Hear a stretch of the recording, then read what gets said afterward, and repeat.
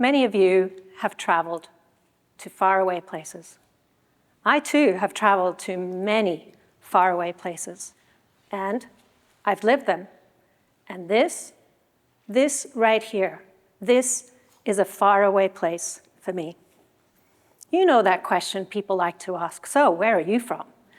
That one's always been sticky for me. Usually I just say, here. But often people hear my shifting accent and they lean in a little closer and they say, so where are you really from? And I say, well, that's a very long story. When I tell my story, even a little, I'm transported back to memories, sensations, and in the memory, experience once again the in-between of these lived moments.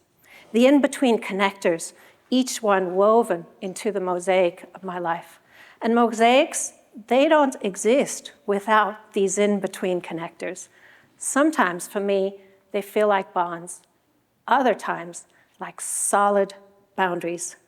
And depending on where I'm standing, my perspective, point of view, and how much of the mosaic I see at any one time will really influence how I show up.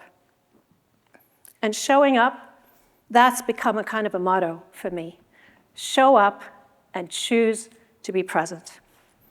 But it doesn't come by accident, or even from the many years of my mindfulness practice. It comes from something deeper. It comes from the interconnected, woven threads through generations, through both awe-inspiring and deeply traumatic. I was born in a tiny valley village in Germany, surrounded by forests and remnants of war, not quite 10 miles from the French border. My mother was from the other side, the hillside vineyards of Alsace. Getting married for my parents barely 15 years after the end of the war was not easy. The village priests refused to marry them, and they had to find a willing connector in a nearby town. From there, for me, life kept moving, kept demanding that I show up in the many faraway places, all the in-betweens of new cultures, languages, each of them bringing new ways of being. Daycare in South Africa, primary care in Namibia, high school in South Korea, first Busan and then Seoul, a university semester in Chicago, and then an opportunity to attend medical school back in South Africa, bringing another way in which I had to show up and be present. Then internship and hospital work in Australia, and with the first democratic elections back to South Africa. Growing family, the changing landscape of my clinical career, a divorce, and a move to London. And now, Rochester. You see why this is a faraway place for me? So when people ask me, so where are you really from? I often want to just say, nowhere, or everywhere, or simply just here. Wherever here is that I find myself. Here is where I choose to show up and choose to be present. Can you feel that? For a long time, my father's war stories were funny ones. He used to tell us how he walked an officer's milk cow right out of the shed, wearing gumboots to hide the hoof prints. Or how he had climbed through the window to steal the captain's birthday cake off the dining room table. But at 15, my perspective shifted yet again, and my view of the mosaic enlarged as I learned about the other stories. How as a 12-year-old boy, he watched and witnessed his father's arrest out in the potato fields for having spoken out. how he was beaten and dragged off. And he found himself frozen, unable to help my grandfather as he was dragged away.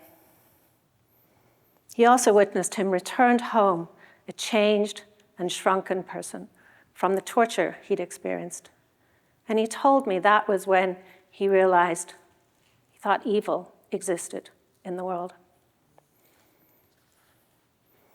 My father also had his own share of violence, losing teeth from being interrogated by a relative, being rounded up at age 15 from school and sent off to fight at the retreating Western Front.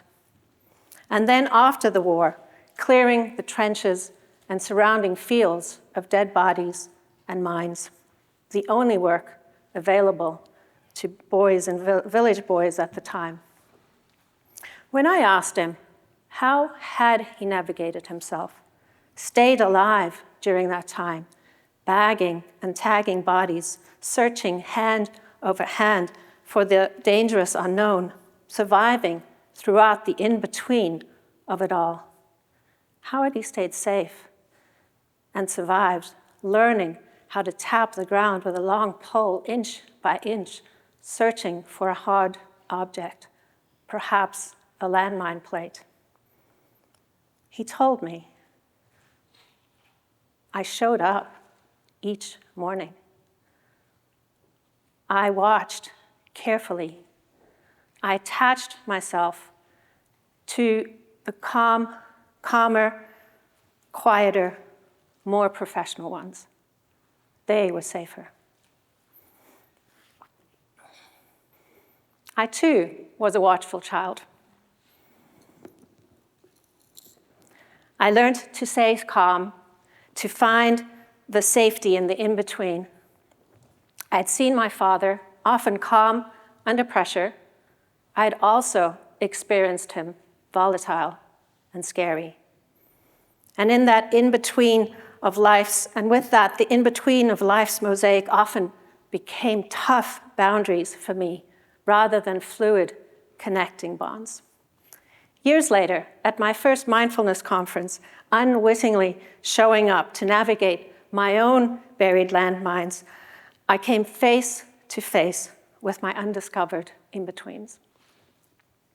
We were put into small groups. The question was posed for us to discuss with the instructions to just listen.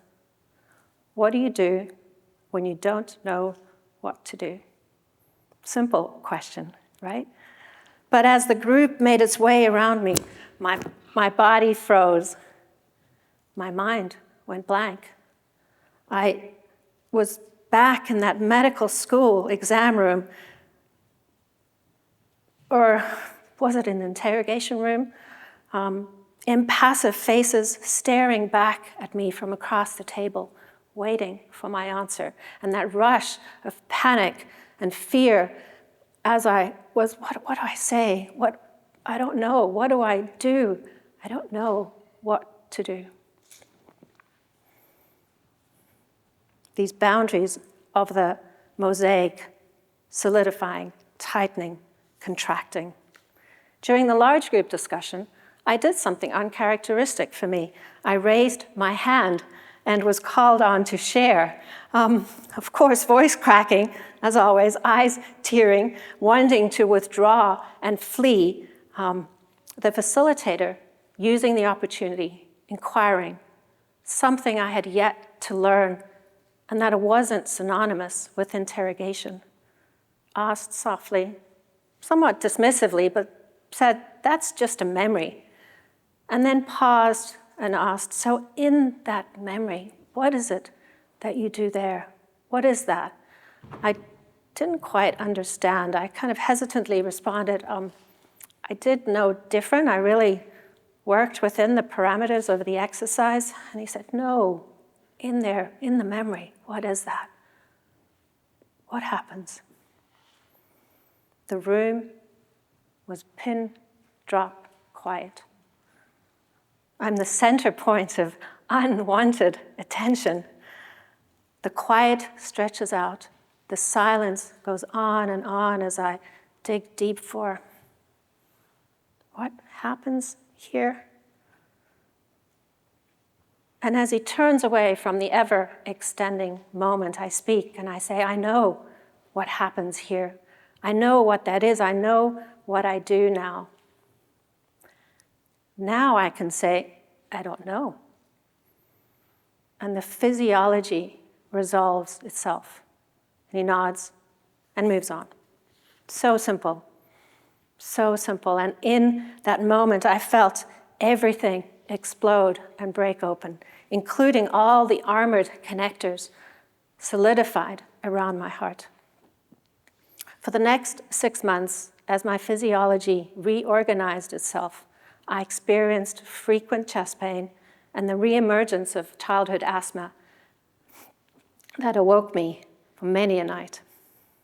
The in-betweens of these mosaic boundaries and connectors that my father had navigated throughout his life, that had been etched into my own body and nervous system through family history, childhood, and embodied experiences, suddenly made sense. My capacity to stay present, to tolerate uncertainty and shifting perspectives, to witness without judging, to engage in mindful presence and have deep roots in this lineage, in these stories, in these mosaic connectors. Safety, I've learned, doesn't come from control, something I really like to have, from solidifying these in-between connectors. It comes from choosing to stay within my own vulnerability. It comes from being willing to show up, willing to be present, willing to be fluid with the in-between, and with that to be connected, and yes, to be seen. There's a South African principle, Ubuntu, many of you will know, and it's often translated as, I am because we are. But the more beautiful translation I've been given is, I am because you see me. You see who I am. You see who we are. You see the one who chooses to show up and be present. So here am I, someone who's lived in many faraway places, who continues to live in the in-between, who keeps choosing to show up, choosing to be present, choosing to be here, and yes, sometimes to be seen. So, join me.